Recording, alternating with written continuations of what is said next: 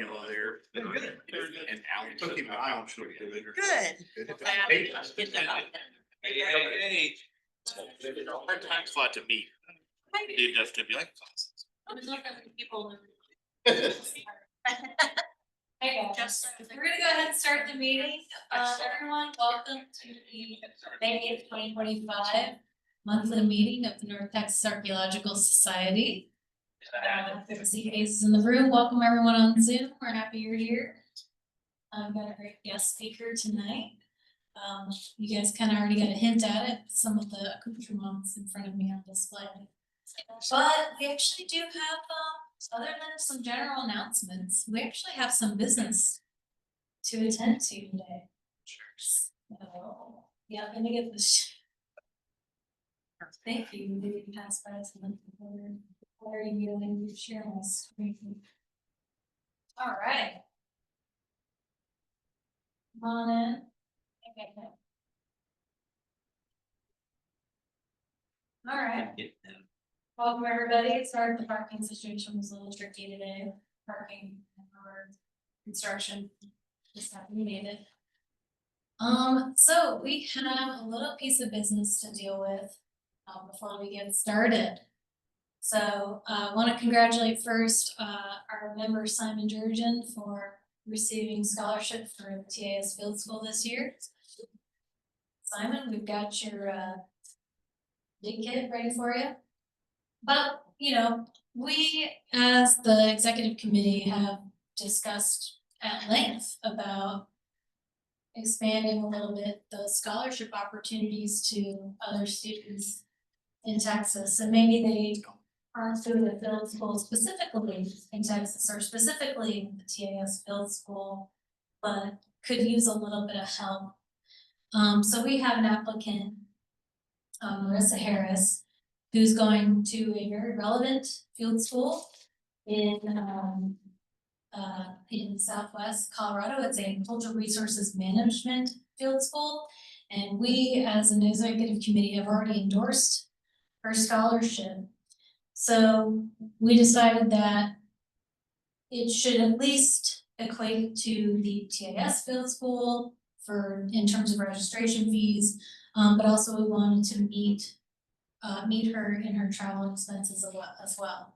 And due to our bylaws, it is just in excess of $500. So we wanted to ensure that the society as a whole were happy with that decision to give her some of that scholarship money. So, motion on the floor tonight. The executive committee of the North Texas Archaeological Society seeks approval from the general membership.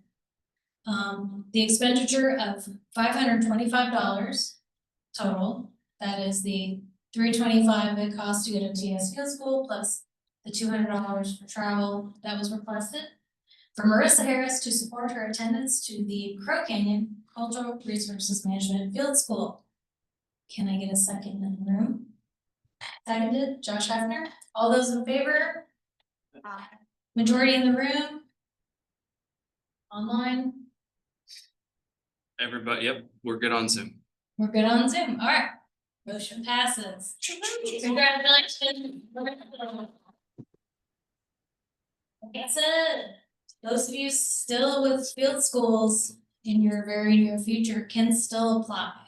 So we'd love to see more applications come in. Please see the scholarships webpage and email us your applications. It's just a couple paragraphs of intense interest and how it might benefit you and a little simple form. So no reason not to apply. And this extends to even non-students, okay? There's reasons for other people to attend these things, not just field school, but academies, etc. So very proud of the society for supporting Marissa tonight. Thank you so much. We finally had an uptick in new members. I gently reminded a few of you who might have forgotten. So thank you to those who renewed, but we also have a lot of new members this month as well. So welcome new members to the society. We're excited to have you. We're excited to see you at future events and meetings. There are a lot of events that are going to go on from now into the summer. So remember, we don't have a meeting here next month, And that's because the month of June is a very busy time. This month, we still have our traditional lab and field work opportunities, so if you wanted this weekend to join, our excavation crew at the Joe Reed site, you can do that if you just reach out to Dana and express interest. And then at the end of the month, you can join the folks at the SMU lab. The parents, I think we had a lot of new folks show up last month, and they had a really good time. So I encourage new members always to test these things out and come join, and you might learn something, you'll enjoy yourself. It's never an intense situation, it's always, we're there to learn, we're there to preserve some of our cultural resources, right? So all good things. So if you wanna get involved in the cataloging and the lab work, reach out to Brian Ledgeford, our VP of projects. So June, yes, June's the big month of a lot of events going on, particularly TAS Field School. That's going to be held in 2 counties, Robertson and Milam counties. And we are still offering scholarships, so registration's still open. Go ahead and get involved if you have no plans yet for your June activities. Further down in June, we're gonna participate once again in the DOS summer camp for the kiddos. It's an enjoyable time. We're just looking for a few more volunteers, people to just supervise their mini excavations or do some kind of small demonstration, like we rabbit stick out loud or farm gardening, something we've been doing a long time. So please reach out to Jen if you want to come get involved and work with the kids a little bit. We'd really enjoy that. So our meeting in July, we'll be hosting Kim Cox. So I'm very excited about that. But our PSC Resistance tonight is going to be Yonavea Hawkins. Yonavea has worked a lot at Caddo Mounts and actually coordinated and consulted with them. She has taught herself traditional beadwork and basket making over the years, and she's here to tell us about her journey into this process. And we're very excited to have her tonight. So everyone, please welcome Yonavea Hawkins.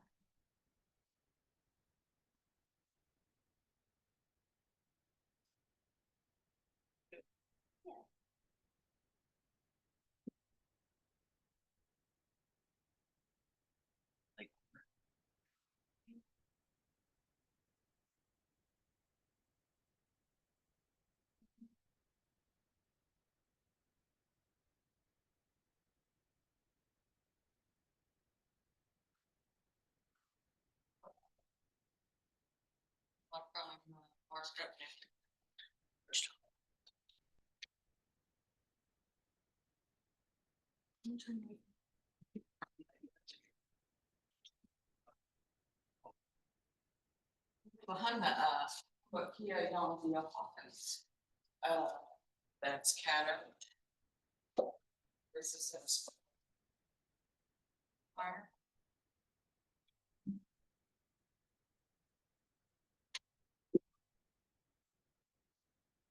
Better. Maybe I should just use the microphone. No, that's good. Is it better? Okay. That's good. Okay. What I said to you was, hello, my name is Yonavea Hawkins. I am Caddo Nation as well as Delaware Nation and Peekaboo Tribe of Oklahoma. One of the things that I do a lot of art markets, and so some of the conversations that I have with people at art markets, that's what this presentation is based on. Feel free to ask me any questions that you would like to ask. But one of the questions they always ask me, of course, is, how did you learn beadwork? You know, did you grow up learning it? You know, learn parents or family, whatever. I am self-taught. My mother made our clothing, our Caddo dresses for me and my sister, and she paid other people to make our moccasins and any of the other accessories that a well-dressed Caddo woman could wear. And as an adult, I wanted to have my own clothes, And my mother wasn't able to sew anymore. She couldn't see, and at that time, she didn't know of anybody that had clothes for us. Moccasins and that kind of stuff. And so that is what started my journey as far as learning beadwork and wanting to have those Caddo things. What happened then was, I was making clothes for myself. Kids came along, I was making things for them, trying to encourage them to be aware of their culture and participate. And so that's what started my journey.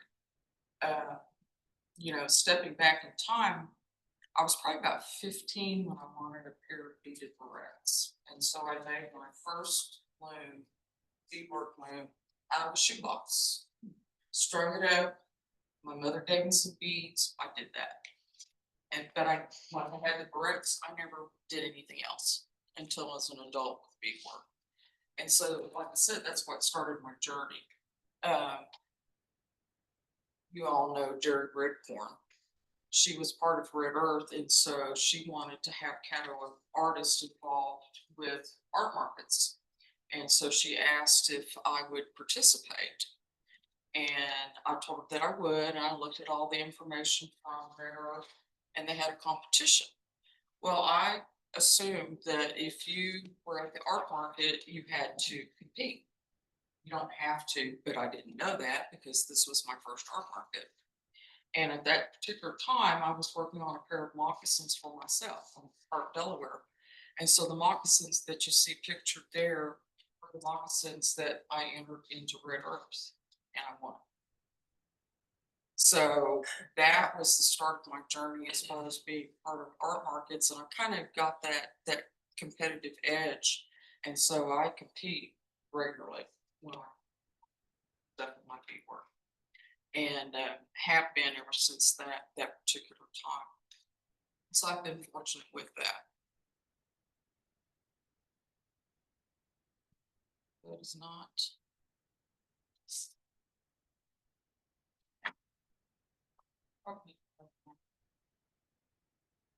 One of the things that I get asked about is, what is traditional?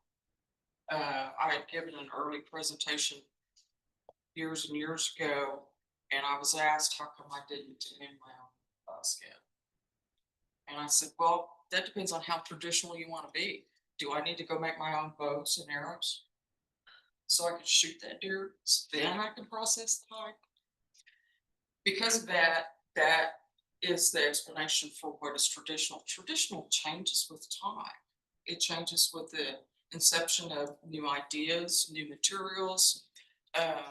Removals caused a change of tradition for Native Americans because they were no longer in their original home places. And so those resources changed. And with European contact, new resources were introduced.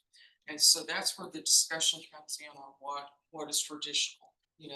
It changes with time. What was traditional 100 years ago is no longer traditional.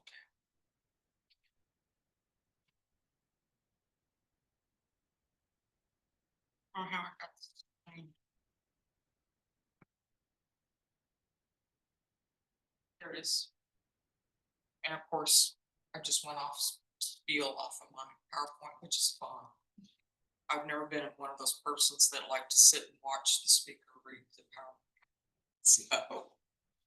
PowerPoint. So with that learning process about moccasins, the things you have to learn is types of buckskin, as well as the hides, learning about your beads, the type of beads that you use, needles and thread.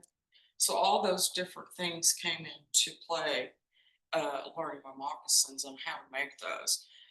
The first pair on the upper right hand, that's one of the first pairs that I made for my son. The pair that you saw for the art market, that shows you the transition of my beading technique of just being tighter and more precise. Learning about the differences in the hides and stuff. I do use brain tanned hide for some of my projects. Sometimes I use commercial, just depends on what's going on, what I have planned for that particular project. But all three of these moccasin styles are, of course, Caddo.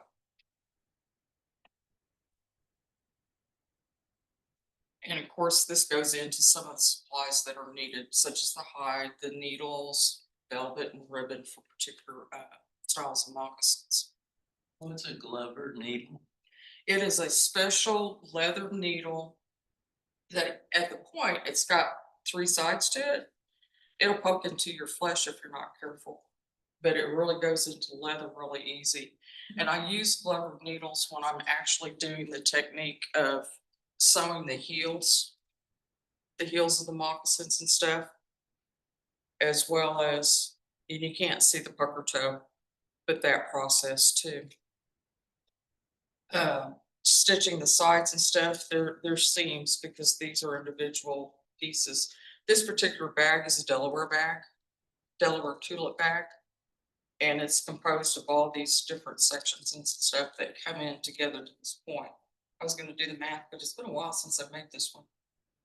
Six pieces compose this bag that are all sewn together. And this is in the style of a tulip Delaware bag. So I do switch back and forth on what I'm doing as far as my beading techniques and beading styles. And that's one of the things that when I started doing beadwork, people realized I was making moccasins and doing things for my family, and so it kind of springboarded off to making moccasins for other tribes. I've made Quapaw, I have made Cheyenne, I have made Kiowa, Second Fox moccasins for other people. Just because of that knowledge and skill coming together and having to learn on that. On the screen, you can kind of see that this is a pattern of what Caddo or woodland style moccasins look like when you first cut them out. The top piece there shows a pattern that you make for the foot, from the foot, and then the flat pieces go in transition of the velvet on the ears, the ribbon on the velvet, and then the construction of the toe first and then the back. I think it's interesting. I just got finished a couple months ago, 2 months ago, looking at moccasins from the Fraulein Museum and writing an essay for them. And that was mind-blowing experience for me because when I first started, I did a lot of research to try to figure out how those moccasins were made. Because remember, I didn't have anybody to show me. All I could look at was the images. And when you're looking at those images, they're always front on. You can't see the back. You can't tell how long the ears or the flaps are. And so that was a learning experience in itself, which is why my moccasin construction has changed over the years. This particular pair of moccasins, you can tell from the style, this is an early pair. This particular pair has ribbon work on the side, which is influenced by the Delaware side because they did have a lot of ribbon work. This particular set of moccasins and the matching turtle shell purse, they're titled Hasine Princess, just because I thought they were pretty and kind of prissy. And if you recall on the Caddo Nation flag, there's a turtle shell purse carried by one of the women, if you ever take a close look at it. And that was the influence for this turtle shell purse. And that just goes back to why I look so close on images to black and white photos, looking at to see how that construction was.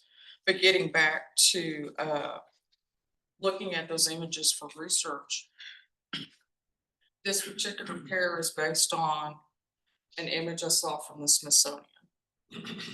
And the colors are contemporary.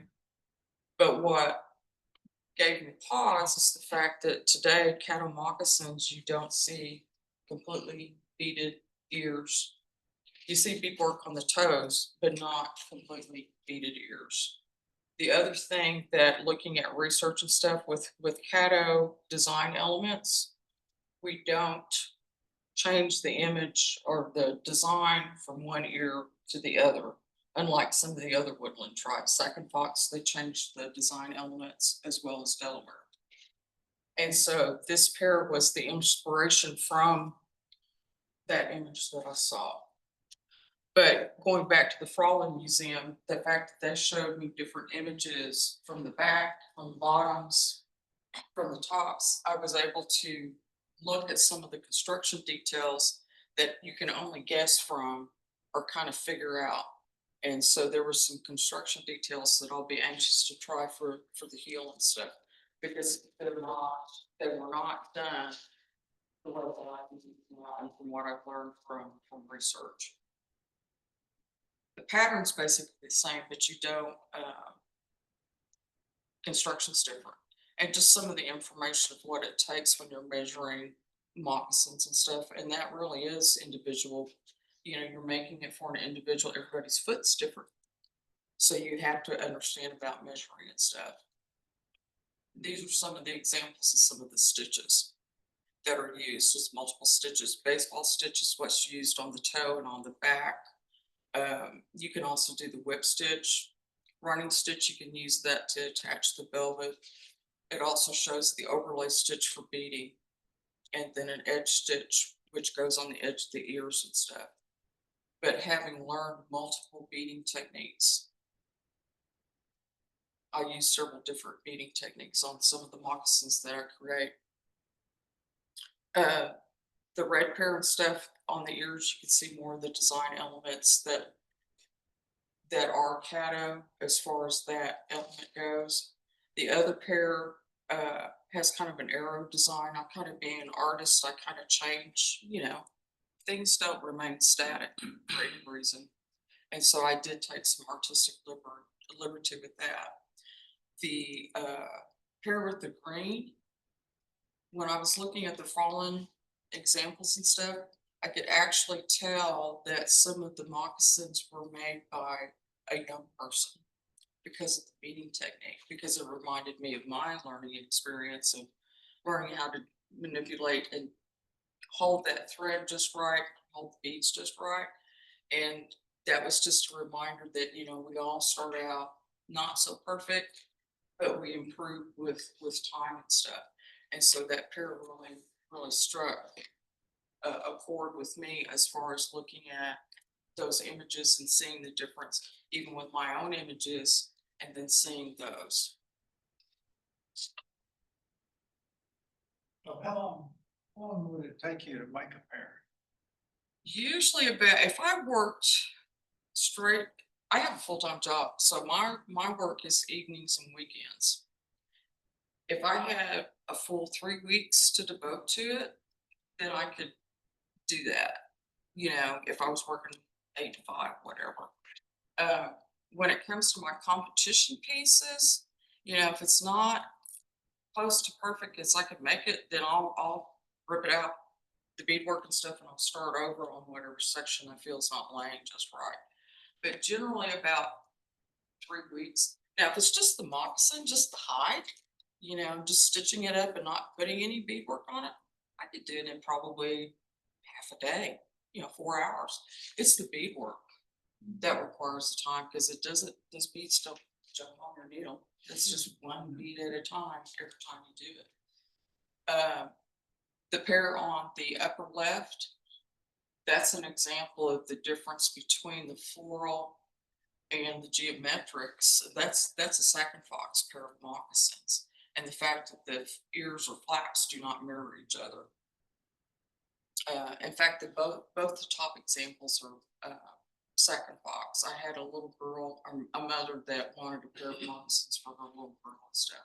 So the pair on the right, they're only this long, they're little, but the pair with the blue flowers and the geometrics, those are adult size. And that young lady, she powwows, and so those have dirt on them. They, you know, they're worn.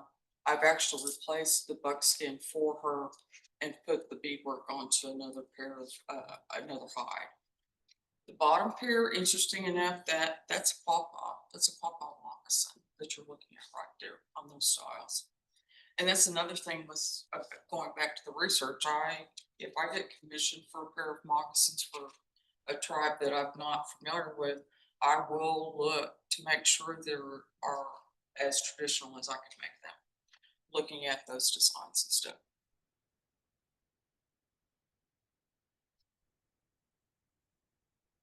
This is going back to my research. This is Caddo. You can tell that, you know, the woman in front, she's got a lot of silver work collars and stuff. Again, we don't see as much silver work on Caddo women dresses and stuff. We still wear the beads, you know, we still wear the combs.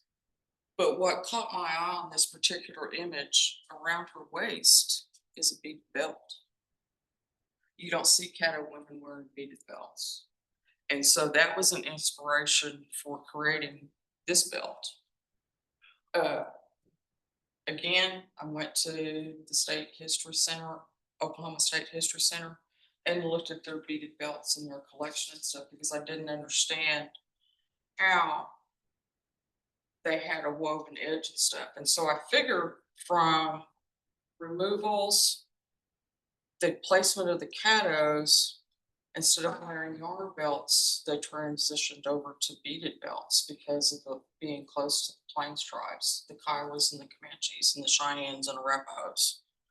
We were removed into the area where they were at. So I think that was a transition of seeing beadwork as a belt rather than yarn belts like you see with Southeastern tribes. Because of the influence of Southeastern tribes, I left this with the yarn ties, just like you see for Southeastern. So those are some of the influences that occur when I'm looking at images and seeing what they have going on. This is moving on. This is not good. But I can transition to that. Another thing that occurred in looking at for art competitions, I'd see bandolier bags for Southeastern tribes. And I should explain with competitions, art market competitions, there's different categories. Some of the categories that they have is beadwork and quill work. They may subdivide that into contemporary and traditional. They do the same thing with, this is really going on. They did the same thing with pottery, traditional and contemporary. So you understand what makes pottery traditional, of course, is digging it out, which is what Chase Earls does, you know, and wood firing it himself. And so that's why he's always done so well on the traditional pottery side of it, because he has that knowledge that he learned pretty much on his own to do. We did have some information from Jerry, but he took it farther than what Jerry did. With basketry, it's the same thing. They have traditional and contemporary categories. It all depends on the art markets too. So, read it back. I think I adapted another slide and I had motion on it and I hold on.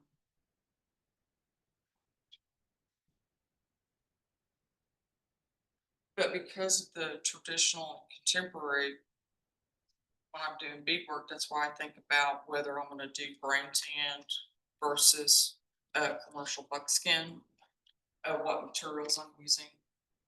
It makes all the difference on that. But going back to the bandolier bags, yeah, we can get back to that. Yeah.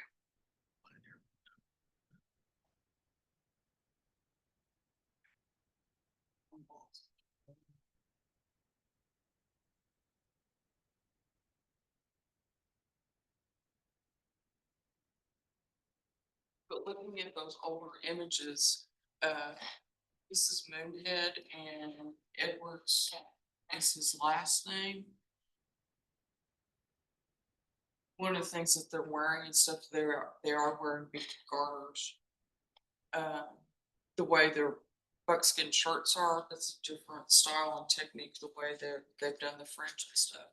But what caught my eye is the gentleman on the left or the right.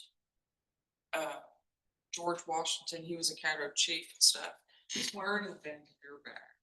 You can't see the bag itself, but you can see the strap. And so because of that, that's why I decided I would try to do a bandolier bag. Did a lot of research. You can't see again from the photo. We'll ignore my PowerPoint. you can't see from the photo how big the bag is. You kind of got an idea of how big the strap is. It's pretty wide. I don't know yet what plant they're introducing there as far as the floral on that plant of what it is. So that'll be an interesting research in itself to figure out what that design element is, to be able to duplicate it again and reproduce it on another project. But because I wanted to do a bandolier bag, I had done one. First one I did was a Delaware style bag, which I don't have displayed on the table. But that was easy enough to find those materials and images for that bag because the images were there. I could kind of figure out the size and stuff. There was a pattern. I could figure out the size and go from there, make adjustments as I needed. One of the things that I noticed about a Delaware bag is that it has three dangles, ribbon work. It's 3 points. On southeastern bag, it's usually 2. It has a fork and stuff. And if you've seen the fork die and stuff, you realize that kind of carries out with some of the other design elements. With this particular bag that I created, this one, of course, you all remember the tornado in Alto. This bag was created after that. I needed to regain the use of my thumb tendon. Interesting enough, you can cut your tendon in your thumb and it does funky things to your hands. I use both hands doing beadwork. So I needed some therapy. So this particular bag is based on Spyro Designs. I titled it Hasina Windtalkers because of the tornado. So this was my therapy piece. Because I didn't want to cut the broadcloth into the 2 forks, I just thought that broadcloth pattern was really pretty, so I didn't cut it. And took it into competition, and it did win. It has several awards behind it now. But one of the things that I really loved about it was the fact that you got the eagles, the squirrels and stuff in it. You know, all the symbols. There's even the hand symbols. If you're familiar with some of the MMIW symbology, they use a red hand in there. Of course, we don't have any specific cultural knowledge of what that red hand signifies, other than what you see in MMIW. But it is filled with wind symbols. The other thing about Spyro and looking at some of the southeastern designs and stuff, there's eagles. The Plains tribes have a lot of eagle motifs and stuff, you know, that you see, but you don't see that much as far as the southeastern tribes. And one of the things that I read on the use of eagles for the southeastern tribes, which I thought was interesting, was the fact that if they were going to war, it was red. They painted those eagle feathers red because of the blood that was shed at Alto. That's why this eagle is done in red. What happened also when I was at Alto is they had some of these pieces there on my table when the building blew up. This particular piece was on the table, so it no longer looks pristine as it was when I first created it. And it went into art market competitions and it has work behind it. It looks like it does now just because of the damage, the water damage from the storm. So it looks a lot older than what it actually is because of the water damage. But again, it's the eagle, and then the eagle feathers were left white. They were on just a regular hunting party. And so this piece was titled Peace Eagle. And so that's why it looks like it does. And that's based on one of the shell designs. The pipe that goes with it, it came from deer antler and pine. I didn't make the pipe. I found a resource for it and stuff, but I did add the beadwork to it. Some of the other, another element that they talk about with the caddos and stuff is the European contact. They write that they had and wore black buckskin. So with that particular knowledge in mind is why this black pipe bag is in black buckskin.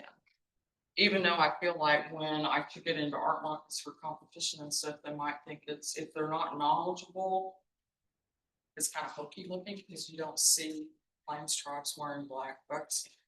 Eastern tribes do, southeastern, not southeastern, northeastern tribes, if you look at some of the information there, they did use black buckskin.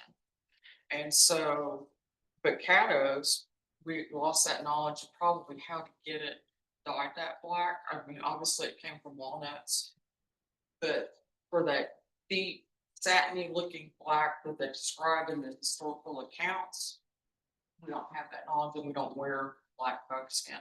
At some point, I think that maybe someone will try to do that. Is there any questions about the beadwork?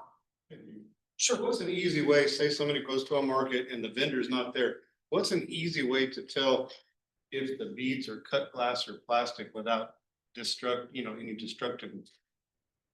You can kind of tell from the look. Now I use cut beads and you can see that sparkle. Seed The beads, plastic one wouldn't sparkle like. The plastic one's rounded. yeah, they're rounded. Seed beads are, glass seed beads are rounded too, but cut beads are different from seed beads. We can go into a whole discussion on beads and stuff because they come from Europe. They also come from Japan. I use check beads and so they're European. I don't use mioki and delicas, which are a different style of bead, require a different beading technique. They don't adapt to doing this type of work or loom work. I mean, this particular type of beadwork style is 2 needle applique stitch. The belt is loom work, and I make my own looms. I started out with commercial looms and I started making my own looms. And so I have looms of different sizes and different widths to manage doing the lengths of this beadwork, particularly for the strap. I mean, that's pretty long when it goes all the way around. I was also trying to work a different beading technique and I ended up not liking how it looked and stuff. And so I kind of reversed decision on that. Another beading technique, of course, is an overlay, which is different. You probably look at it first and think it's a hump stitch like the Cheyenne and Arapahoes do, the Northern Plains tribes. It's a different beading technique. Hump stitch actually is humped. This is more like an overlay stitch. I've also heard it referred to as a Cheyenne hump stitch. And you can kind of see the lanes and stuff in this particular bag. You can kind of see the lines and stuff that came into that. And that's just because the black buckskin showing through. The backside, of course, has one of the sun designs from Spyro and stuff. This eagle also, there's a small image that had another eagle on there, and that's where this one came from, as well as this design elements at the bottom and stuff. As you can tell, I use a lot of influences from Spyro since that's considered to be Caddo. I like the woodland style and being able to develop that. But I also have been more influenced with things going on with Spyro and stuff. Is the thread synthetic? I use cotton thread or I use sinew, which generally sinew is synthetic. I do have access to deer tendon sinew and stuff. I just hadn't experimented with it because I like working with longer threads and that's only about this long and stuff. So it'd be enough to do the back of this and then I'd have to get a new piece, do the other back, another piece to do the stuff. Would a cut glass bead ever cut the thread? No. I've never had them cut the threads and stuff. The Glover needles, if you're not careful doing your beadwork and stuff, you can cut your thread with the Glover needles and stuff. So you have to be careful about when you're going through it and stuff. Any other questions? Yeah. Is there any or much surviving examples of pre-European contact beading? I hadn't seen any. You I mean, the know, only thing, materials were used. Is there any? the only thing that I have to go by is what I'd read on the Spanish account. Now I cannot think of the the author, it's the Swanton book. On the historical account of the Spanish meeting, the Caddos, they talked about them wearing black buckskin that was lustrous, decorated with white seats. Okay, what are those seats? Didn't they make some out of porcupine quills back historically at some point? I've seen that, I don't have any references on that, so I don't know.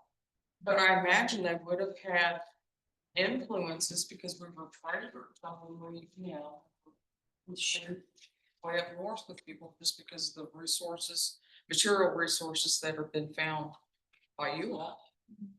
You know, so, I've never seen bone and shell. you know, other than pearls, you know, that they talk about with Spyro that, you know, were there then. Making shell, you know, cutting shells and stuff, putting a hole in them and stringing them, you know, I've seen examples of that. But as far as actual beads, I think that's probably the closest description. But the European, like I said, they said it was decorated with white seeds, but then I don't know. You know, that didn't come through time, you know, for us to actually examine those and stuff. So it's interesting for me as an artist and doing research and trying to figure out some of these lost bits of information. You know, even with the design stuff, you know, I have to look at what's there for Spyro as well as Southeastern, and some of that, you know, crosses over universally just because of region. Anything else? How well are these traditions still being carried on, handed down, still being taught, recorded for future generations? I know you're self-taught, but you did say there was competitions, which kind of implies that there's still people doing it Yeah, we do have some Caddo women that do moccasins, they sew dresses and stuff. I'm the only one that does it on a national level. The pressure of that is knowing that I'm educating other people. I have people come up to me all the time, I've never heard of Caddos, where are they from? I have a page in my book, which this goes with me to my art markets. You know, I'm flipping to the pages and stuff and showing us like, we lived here, Texas, Oklahoma, Arkansas, and Louisiana. We've lived in this area. So, you know, it's an education process. There are some young ladies that at least know how to make moccasins, but we're not that large of a tribe, so maybe less than a dozen. Less than a dozen. Cause I get requests, you know, often enough to make moccasins for others, but I know that those other ladies are out there doing that. And I have the responsibility of educating people about what I do about the Caddo people and stuff. So I don't focus on that, though I do teach beadwork classes, you know, on occasion and stuff when those opportunities come up. But it's not to Caddos. It's to other people that are interested in learning about beadwork. You know, those skills are generally passed down. I mean, my mother sewed, so I know how to make a Caddo dress. I know how to make my Delaware clothes. She just didn't do beadwork. No one in my family did beadwork at all. Not at all and stuff. Do you know any men who do beadwork, or is it all women as far as you know? There are men that do beadwork. And that was a discussion that I've had with Frolin on them writing about women being the makers. And I said that, you know, there's men in today's Native American society, they do beadwork. I know several that do. It's more so the men that are involved with the powwow dancing.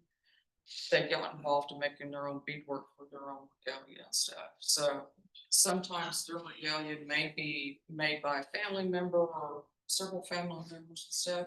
But if they start to take a true interest in it, then they start learning how to make their clothes and stuff, just like I did. I wanted to wear traditional cattle clothing at Caddo dances, so I learned how to make my clothes, you know, because I wanted those items and stuff to wear.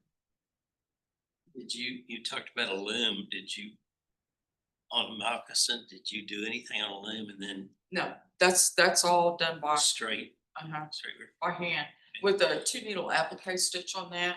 The loom work is just completely different beading technique. You wouldn't wanna, you could, but you're limited by the direction of your loom threads and stuff.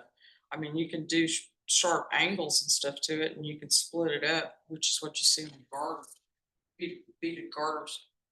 But you couldn't reproduce this type of work to get that corner on there and stuff with the loom work. And that's where learning different beading techniques comes into play on what I create and stuff. There's another beading technique that I really need to learn, and I'm gonna have to experiment with it. But if you look at the southeastern bandoliers, the curvilinear patterns and stuff, that's a different beading technique than what you create with 2 needle applique stitch. When Europeans started bringing beads, what country was making beads?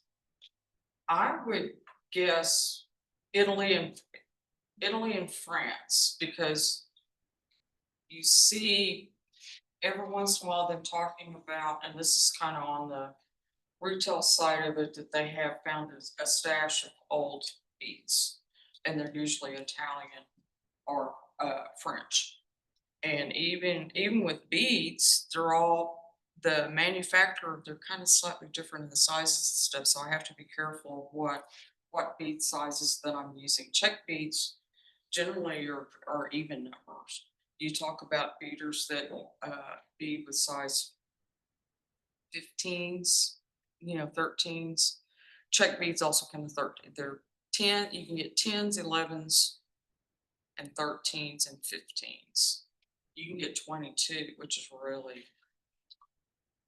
You also have, when you think about smaller beads, you don't have to have a smaller needle. You also have to have a smaller thread. And good eyes. And good eyes. I use readers. I use readers and make sure that the lighting's good. Of course, I make my husband laugh because I do beadwork in the car when we're traveling up. Oh, no. I can actually see well enough. I got my readers on, but I have done that.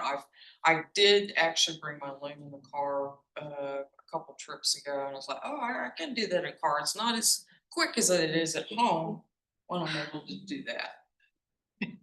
Did you finish the bracelet you were doing in the car? Yes, Okay, just kidding. Should have brought that in. So you do all the driving. yeah, if he's with me, I beat in the car while he drives.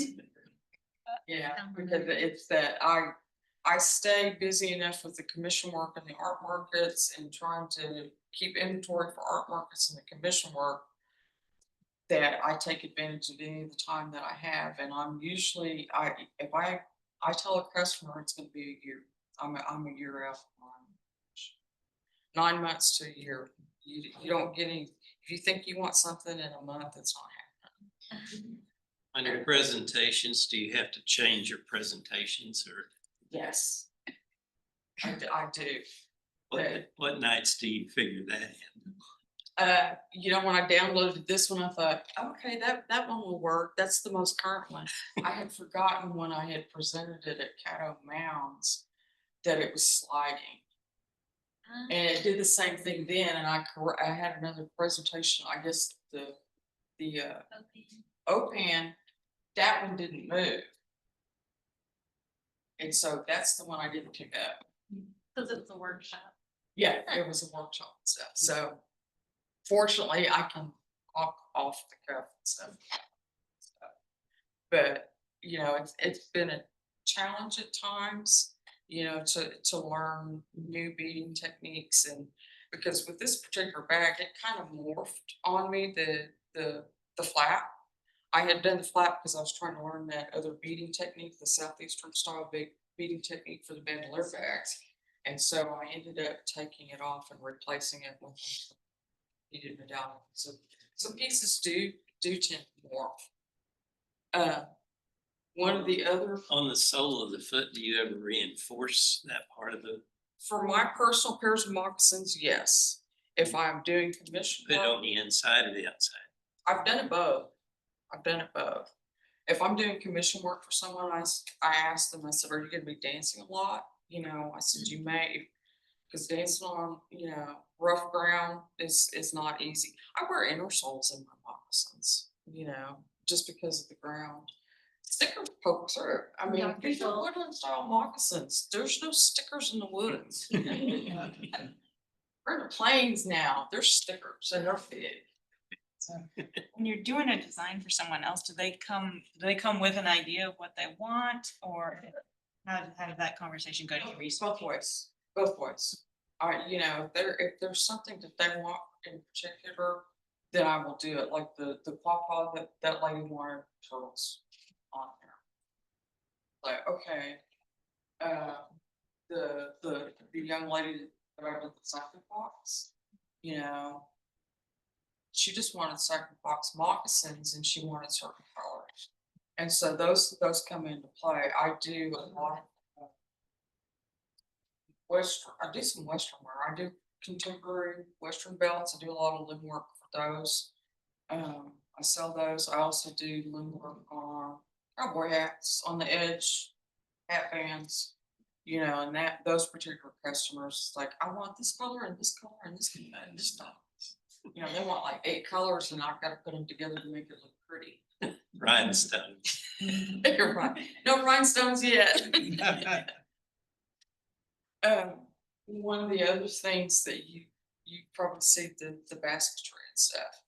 I was part of the Caddo Voices basketry. I'm sure some of you probably seen that stuff. I was part of that program that Caddo Mounds worked in conjunction with the Texas Department of Transportation to teach caddos about processing river cane. None of the baskets here are river cane. That does take some time and effort to process river cane. Still too, I was the first one off the bat that cut herself the river cane. I got my first peel and I still need to resoak it for at least 24 hours to try to do a second peel before I can actually attempt a basket. In the meanwhile, I have been practicing with commercial reed, but the basket, the frame piece on the far left, is from Hamburg. The pattern is from Sparrow. It looks similar to the Chittimachi's alligator guts form cracks. It's different because of the light and dark areas are done Caddo, which is based on the Sparrow. What makes this piece interesting is that it was dyed with walnut dye. I also took it into competition and it received an honorable mention. So I was really happy about that recognition for Caddo basketry. The other pieces, again, these are commercial rims on. This one is commercial rim. This one is based on a fragment from Sparrow. With basketry, they're recognized tribally by how the rims are done. This is Caddo based on a Sparrow fragment. And it's a booger to do too. This you have to make sure you have this much reed left over after doing the basket to be able to get it all in there, twined back in there and stuff.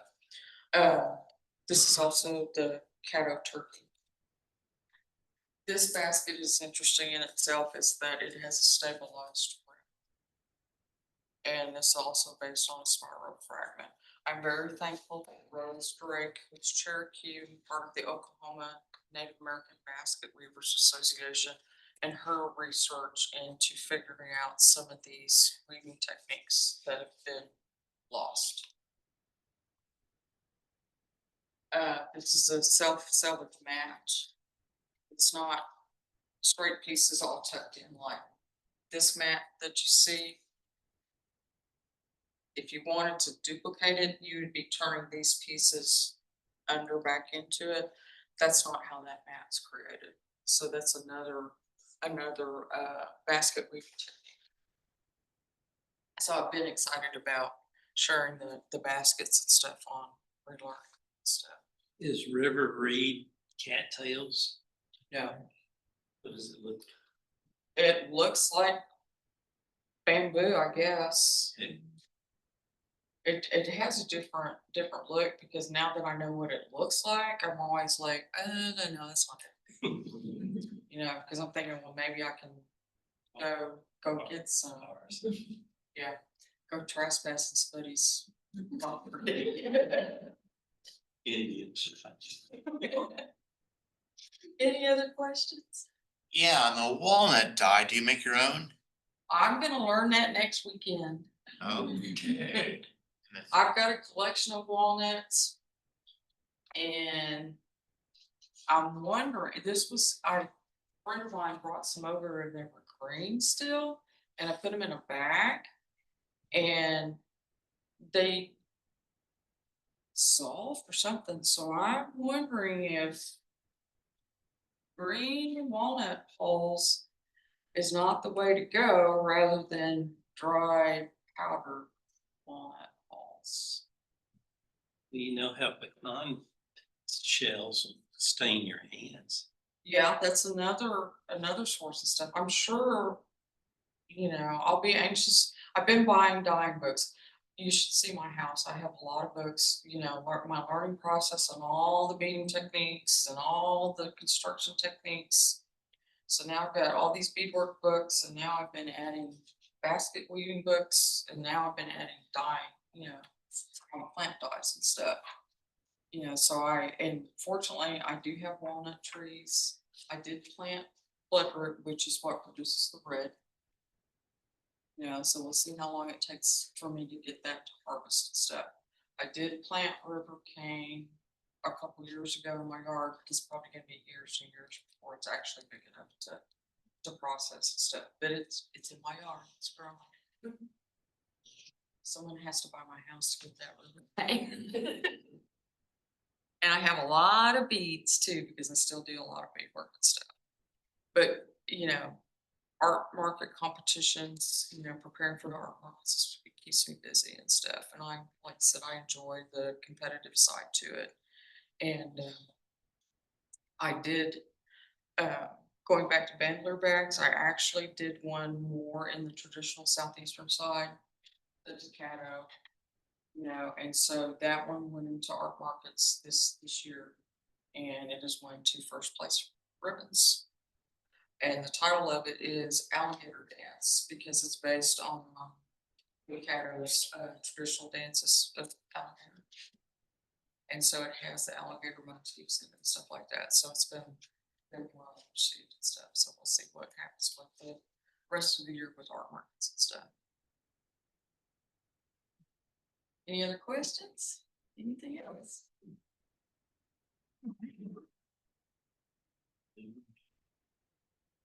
Awesome. Sorry, I was just getting lost in the audience there.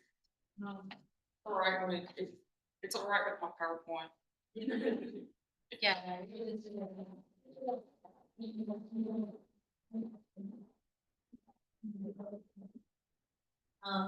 the incredible. I actually learned a little bit more since I opened it, so I'm gonna have you back and see if you can know your story.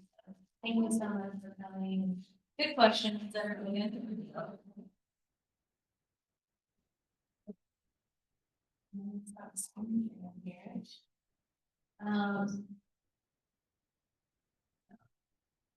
What if they start slipping on your heel? What do you do? But I'm gonna have to adjust that PowerPoint so it doesn't Yeah, run me off track. definitely. Well, definitely gonna have to look for your next shadow thing or next art show. I know you're gonna be in Santa Fe in a couple of months, Yeah. but June the third, the second weekend in June is the Cattle Club dance. Oh, it's the third weekend. The last weekend in June is Rose, which is, you know, your finger and stuff. So if you happen to be in the area and wanna see some of the traditional Caddo dances, they'll feed you supper. That's cool. Well, we can add it to announcements and things like that. Awesome. Thank you so much. Thank you. Very much. Wonderful. And also thanks everyone for participating in our first motion for the year. So that was awesome. Hope you have a good time in Field School. And those of you going to Field School, I hope you have a great time as well. TAS one, I'll be there for a couple days at least, but a lot of cool stuff to find this year and discover. So with that, I think we're gonna close our May 8th, 2025 meeting of Northwest Archaeology Society. Thank you all for coming. Thank you all online for being here tonight. And we will see you all in July. Hey. Good night, everyone.